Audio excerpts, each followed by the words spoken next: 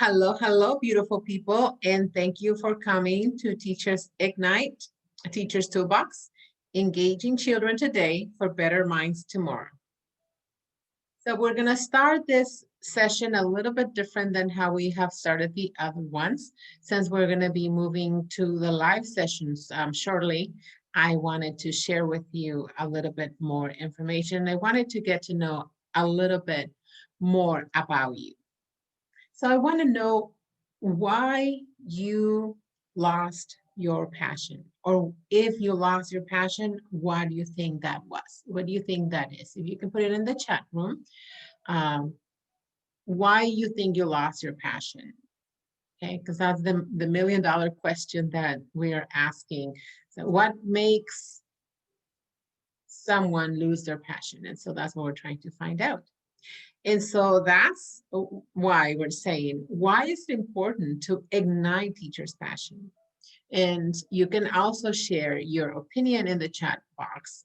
But my opinion is that when a teacher is passionate about teaching and passionate about their career choice, they are better teachers. They are able to do their life's purpose. They go into the classroom with the passion to teach every single child, and so that every child learns what they have to. They are nurturing that child. They're not just teaching curriculum. They're not just there to be from a certain time to a certain time. They're not there to babysit the kids. They are there to teach.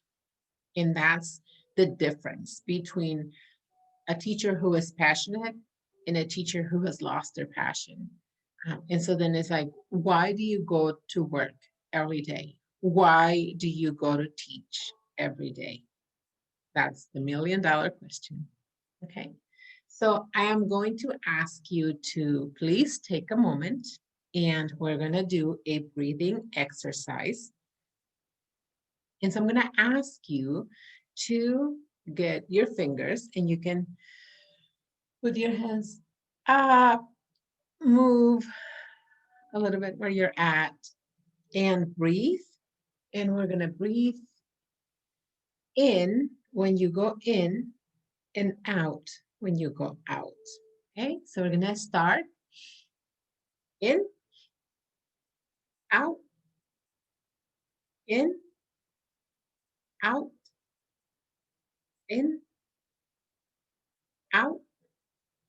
As you are breathing, please try to think of something that makes you happy.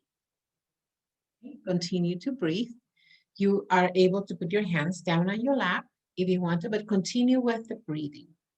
Okay. While you are breathing, I want you to remember of a time when you decided to be a teacher. When was this time? When did you decide to be a teacher? Do you remember that day? Try to bring it into your memory as you continue to breathe. Try to remember that day. How was it? Was it hot, cold? Were you with your friends? Were you alone? What were you doing when you made that decision that you wanted to be a teacher? Did you have a great teacher that you wanted to model? Who was there with you? Were there your classmates, your family? As you continue to breathe, let all those memories flood your heart and feel how you felt at that time. How did you feel when you made that decision, that commitment to be a teacher? You were not making that decision because of the money. You made that decision because you wanted to be. Okay. One more breathing. Out. Okay. Take a deep breath. Okay. So still on the same train of thought, what was the people around you saying when you were sharing that decision that you had made that you wanted to be a teacher? Was people excited for you? Were they confused? What were they thinking? And why you made that decision to be a teacher? You have already thought about that. So think why? Why did you make that decision to be a teacher? And I'm going to ask you to take a moment and share that summary. You made that decision maybe a long time ago, but now you have time to reflect. You have already been a teacher. So if you can please type in the chat box why you made the decision to become a teacher. And I'm going to leave this in here so that triggers your creativity. I'm going to pause the video for a little bit and then we're going to come back. Okay, but I'm just going to leave it for those who are playing the playback so that you can see the question and answer. Why you made the decision to become a teacher. If you are watching the playback, make sure you can post in the comments and whatever platform you have, you're watching it. And so that way we are able to interface with you and to interact with you. Okay, so I'm going to pause it for a little bit.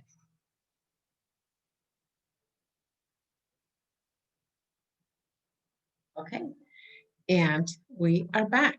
So thank you so much for sharing this information with us. To me, it's very exciting to hear that this passion exists inside you, that you had this passion. There is nothing that anybody can do to give you the passion. I cannot give you the passion. Your superintendent, your staff, your kids, nobody can give you the passion. That's something that you know that you have inside you.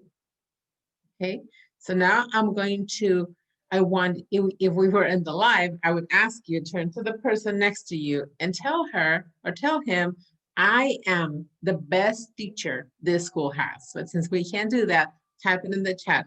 I am the best teacher, whatever the name of your district or the name of your school has. Okay. Yes, you are. Yes, you are. So I'm going to tell you a story. Once upon a time, there was a new teacher in town. There's a new teacher in the school. This new teacher had a heart full of emotions. This teacher had just made the best decision of her life to become a teacher. And he had all these emotions. It was the very first day that this teacher was in a classroom. So I want you to be that teacher. That very first day that you walked into the classroom, that you had your own classroom, you are ready. How did you feel the very first day that you were a teacher? I want you to bring that emotion. How did you feel when you were driving to the school? How did you feel when you were looking at the door, fixing everything, waiting for your first student to walk in? How did you feel?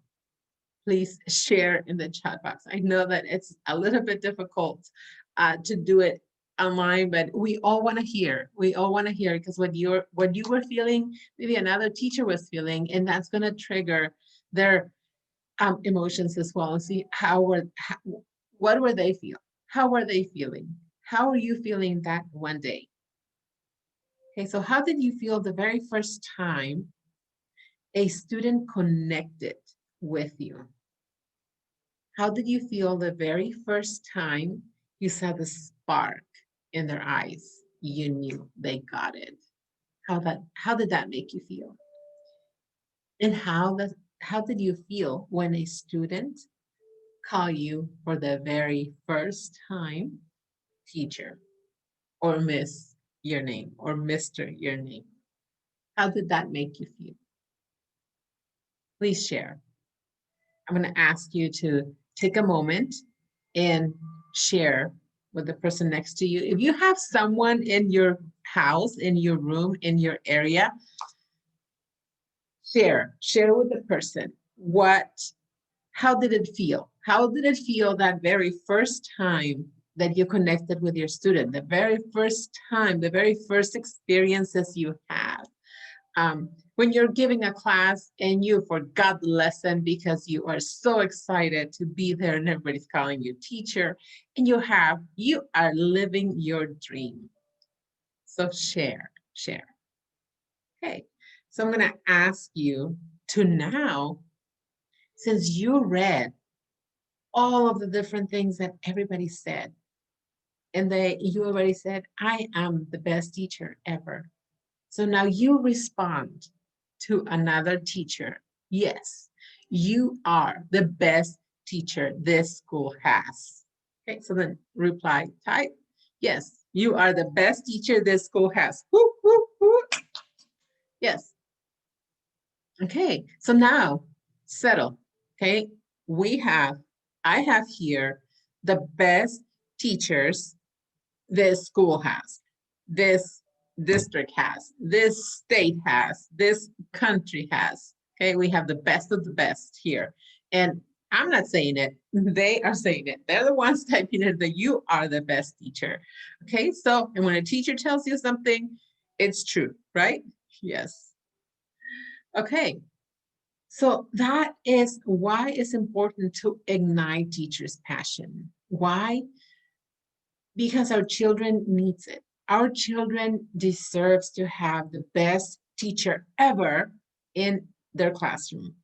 And your kids are so lucky because they get to have the best teacher ever. So we're gonna start talking in this session right here, how to enhance your message and improve understanding with the proper use of visual aids. We're gonna talk about how to make every virtual classroom compelling and productive.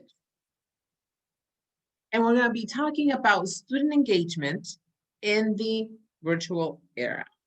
So we know that student engagement in education, a student is engaged, or refers to engagement when it refers to the degree of attention, curiosity, interest, optimism, passion that the student shows when they are learning or being taught by you. So in the regular classroom, if a student is raising their hand, if they're paying attention to you, you know that they are engaged. But if the student is looking on the other side, daydreaming, talking to the neighbor, then you know that they are not engaged. How does that look in the virtual world? So we know that there are 5 levels of engagement. We have authentic, ritual, compliance, ritualism, and rebellion, right?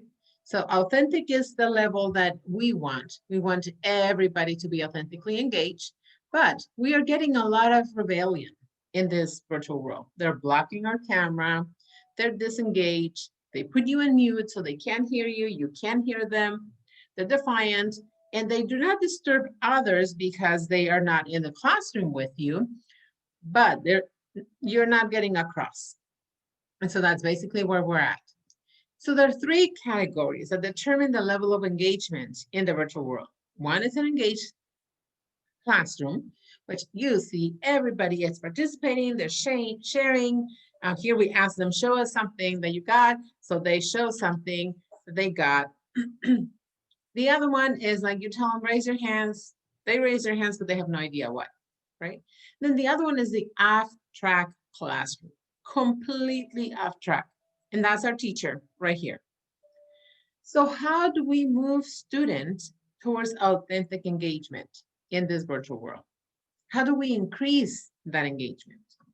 Okay, so here we have our model students. And we're going to focus on our model student because if we are not able to engage our model student, we are definitely not going to be able to engage our English learners or our special needs kids.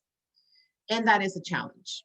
So we have to start at a base level. You can't get to the top of the stairs without first stepping into the first step.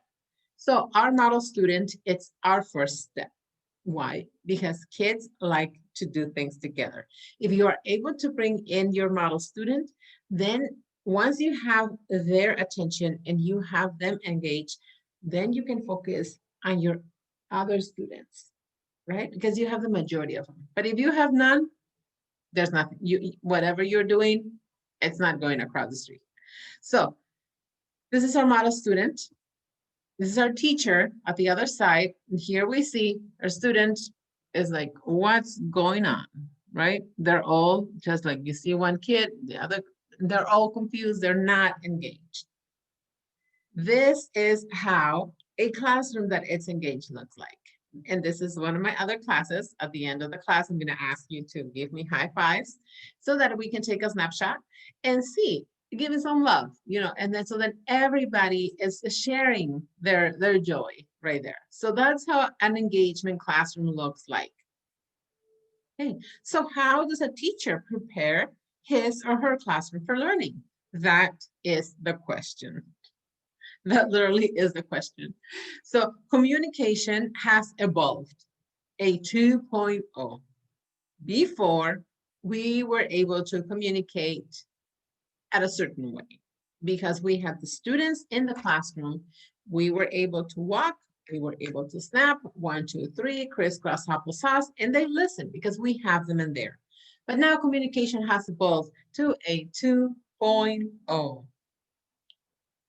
And so Ignite has developed a program or a technique to help you bring those students into you by using 3 techniques: breathing, like the breathing exercises that we did, by moving, and by the use of visual aids to come across the screen. Okay, so we're going to start with the breathing exercise. Okay, and we've already done the breathing exercise in the beginning of our session, right? So we kind of did a little bit of those exercises, but this is how the exercises for our class would look like. So you would ask your children to raise their hands, and at the same time, when the same breathing technique that I showed you in the beginning, you breathe in, out, in through your nose, out through your mouth. Okay.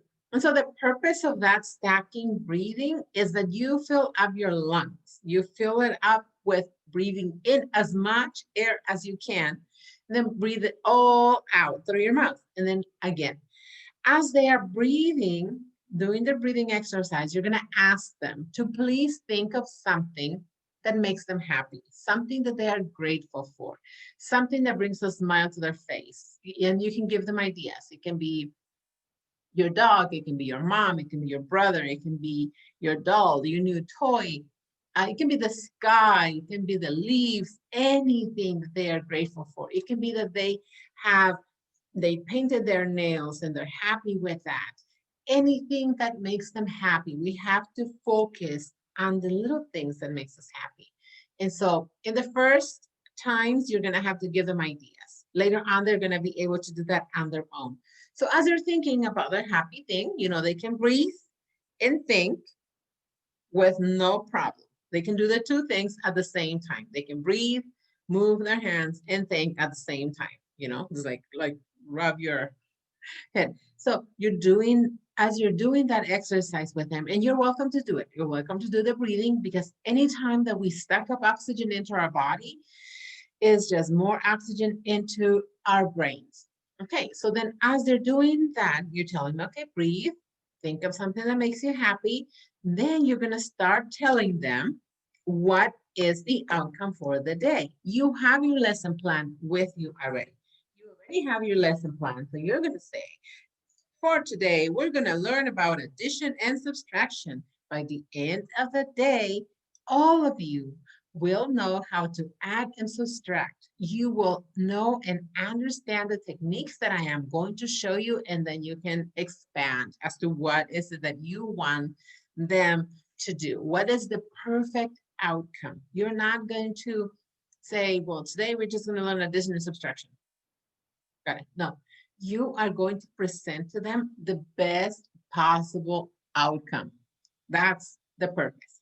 Once you do that, you say, okay, take a deep breath, whew, right? We're ready to start. And their lungs are filled with oxygen, okay? And so that's what we call breathing, priming, finger breathing, okay? It's not that we're breathing through our fingers, but we are connecting our body and emotion with our brain and our breathing. So why breathing, you say, right? There's several studies, there are multiple studies that highlight the benefits of deep breathing and oxygen in the brain. And we're not gonna go in depth into that. We can do a class just on the benefits of deep breathing. But for now, we're gonna focus on the fact that it has been proven that breathing boosts oxygen levels in the brain.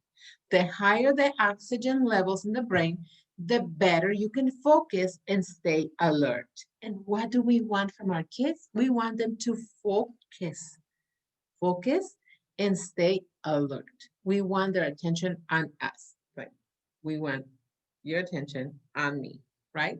So that's what we want. And so that's why the breathing exercises are so important in the beginning of the session.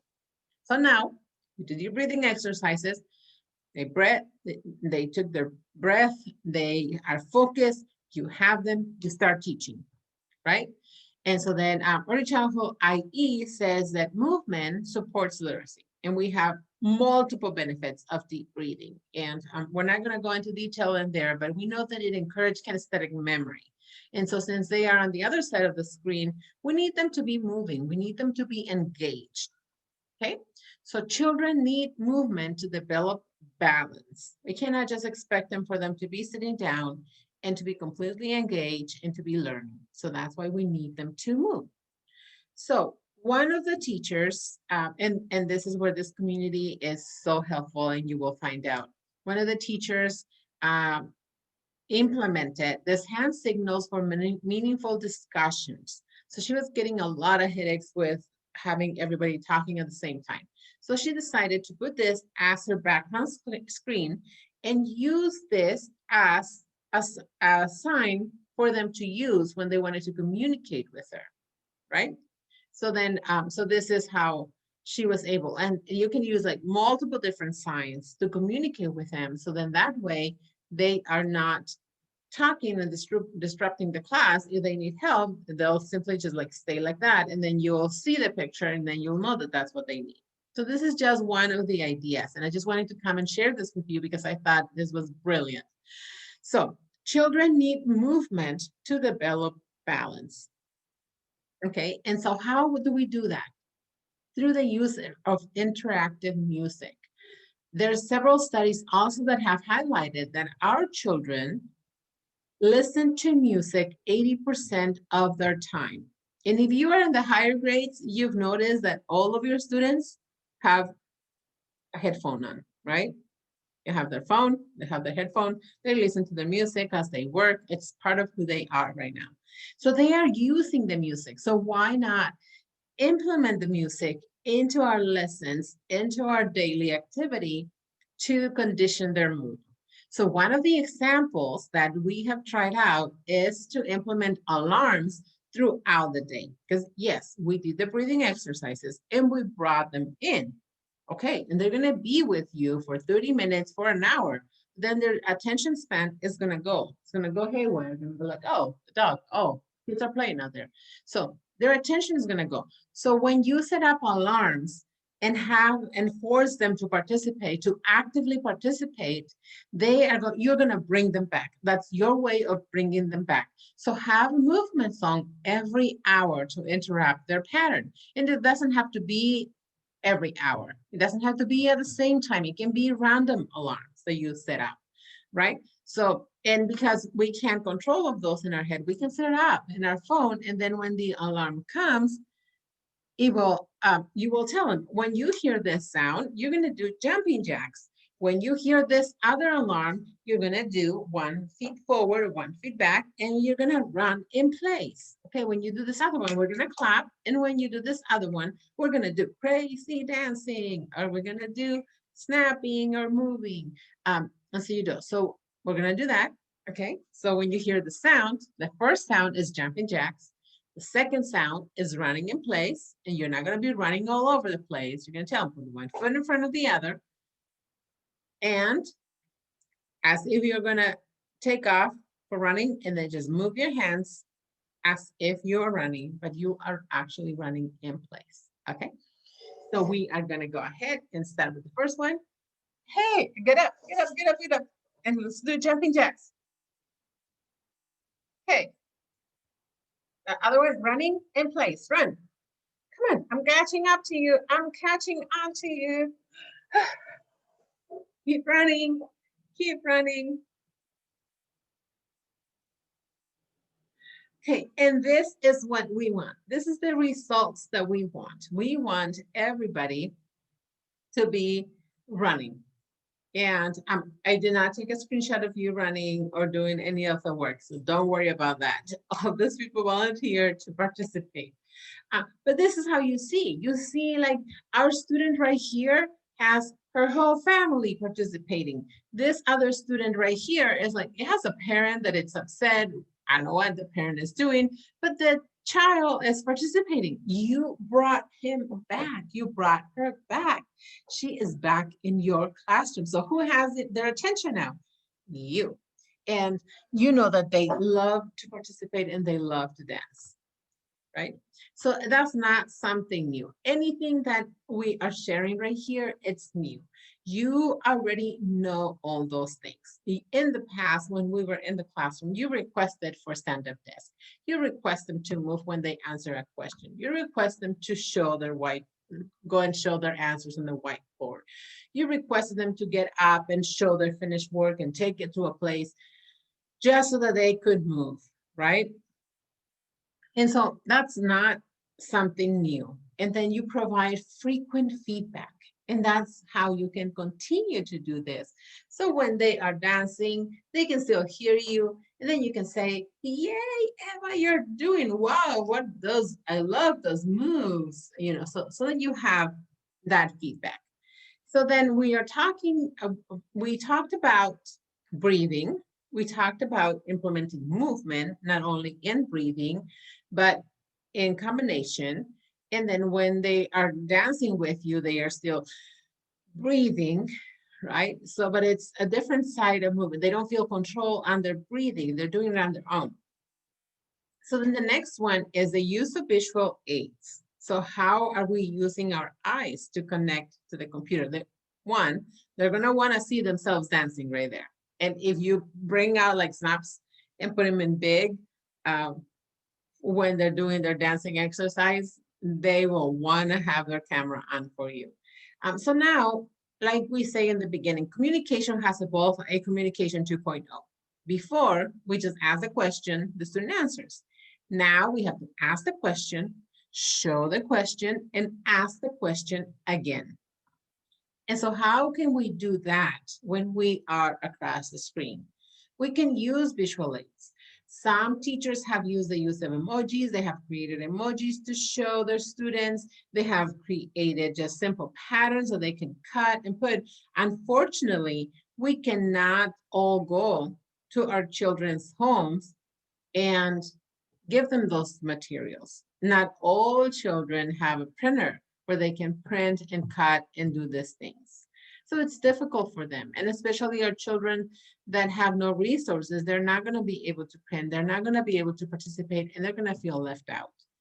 So simple solution for all of our teachers right here. So, and I'm going to ask you to participate on this one as well. So I told you this is an interactive class, so we're going to be doing that. So you have set your class and you want them to have yes or no, right? We were talking about here the use of visual aids. We have yes, we have no, we have emojis, right? True, false, but you can't get it to them. So we're going to ask you to go find one thing that is green, one thing that is red, and come back. Okay, I'm going to go 2. So because I didn't get it. So go find it. You have 1 minute. Go get it.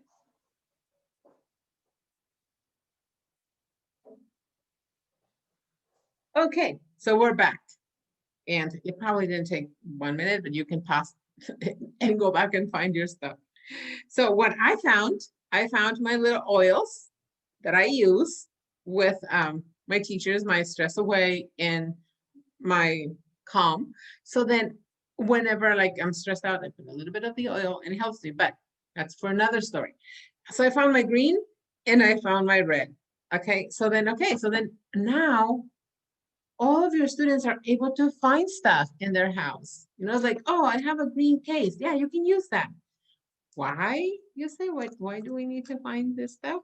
Okay, so now let's say that you're asking a question and you're saying, um, so how many people here are teachers? You know, say yes if you're a teacher, and then so then you lift up your green.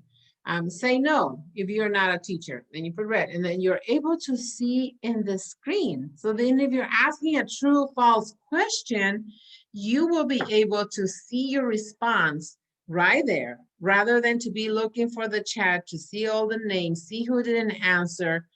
So that takes a little bit more brain power from you than if you have all of your students right there and you're asking a question, true or false. And then if the answer is false, you're gonna see all red. If the answer is green, you're gonna see all green. And then your students are gonna be like focusing, is it like, that's like true, false, true, false. So you're gonna see, okay, is it true or false? And they go, oh, true, false, false. So you're gonna get that interaction with them with something that you didn't send. And it can easily be that instead I'm gonna use my phone is gonna be my green, and then I'm gonna have something else that is red, and I'm gonna use it to show, you know, so then if you see all the greens, and there's multiple things in their house that they can find. So you don't have to worry about that. And then that way they will also be looking forward to think about the class, because when they are going through the class, they're going to see something red. Oh, I can use this for my class. So they will be prepared. So that's another way of bringing their home into the classroom and bringing you into their home. Okay, another thing that our upper grades are concerned about is the social interaction between our upper grades. They go to school and to socialize. They talk to their friends, they have cliques, they have clubs, and that's something that has not been happening or has been happening at a lower level. One of the things that have been implemented in a lot of the classrooms that I have visited is that they have set up backgrounds in their Zoom classrooms, because a lot of students turn off their cameras because they don't like their messy house, you know, and it's not something that they, um, maybe they have a lot of siblings, maybe they don't like where they live, maybe they have to, you know, unfortunately, we have a lot of students that are homeless.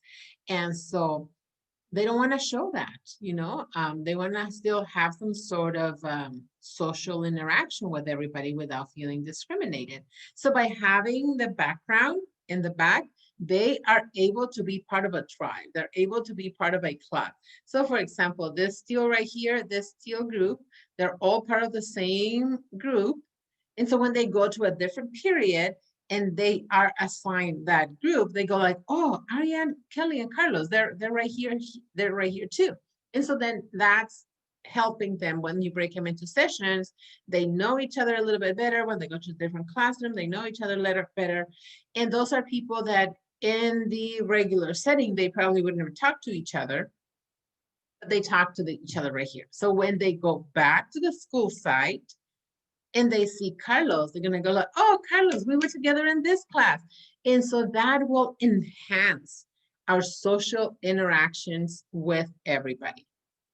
Okay, so this is just an example of how it was set up, but that's, you can assign the colors, they will put on their background, whatever color they wanna use, or if you want to assign, or if you want them to make it. However, it's done, it's just a great idea to use it. And so then the same, I said, you know, if you can make your visualization, if you can make sure that all of your students receive it, that's a good idea. If not, you can always go and find the stuff that they have in their house. So Those are the same questions. So today has been filled of questions of when, who, what, how, why, where, right? And so this is just the beginning. This is just the beginning. For the purpose of Ignite is not to show you how to do your job, but to enhance your job and to help you bring everything that you have inside you and share it with the world. Share it with the other teachers that are in the same shoes that you are. Maybe you have found your passion, but maybe there is a teacher that is still struggling, that is still not able to be fulfilled in this new environment. I know when you decided to become a teacher, you never thought you were going to have to teach across the screen. And those were things that were not going through our minds. So for that only, we have joined a Facebook group so that we all can collaborate. And this is a world-class phrase group that frankly is priceless because you will find resources in here, just like the ones I show you, just like the ones I show you is like, tell your kids to go find something in their homes, something like that. That is priceless to where you are adding value to your classroom without asking for dollars to your school, which we all know that can be a little bit challenging in this times and at any times for that matter. But you know, this is priceless right here. So when you go into the group and you find ideas, you will be able to connect with the teaching community who have joined this group to make this world a better place. If you join this group, it's because you want to collaborate, you want to participate in it. And in this group, you will get and receive feedback, support, and guidance to help you accelerate your growth as an educator. And you will be able to help others. Of all the professions I know, teachers are the are the individuals that love to teach. If you don't know, they will teach you. They will not give you a fish. They will show you how to fish, and then you will fish on your own. And that's what I love about this community is that it's all teachers that are able to receive feedback, and we are able to help others. We not only help them by participating in that, but by bringing others into the community so that they can receive the support.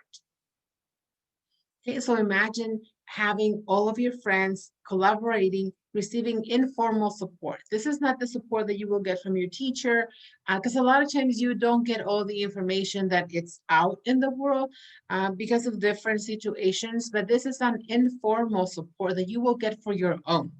Just like when I'm in business. And so then when I'm in business, I am interested in how the stock market is doing, how our expenses going up or down. And I have to go out and find that information. I have to listen to the news. I have to listen to the stock market. I have to listen to different places. Like in my business, I'm not going to show up one day and the information is going to be right in front of me. No, I have to go out and find it. And so that's what Facebook is.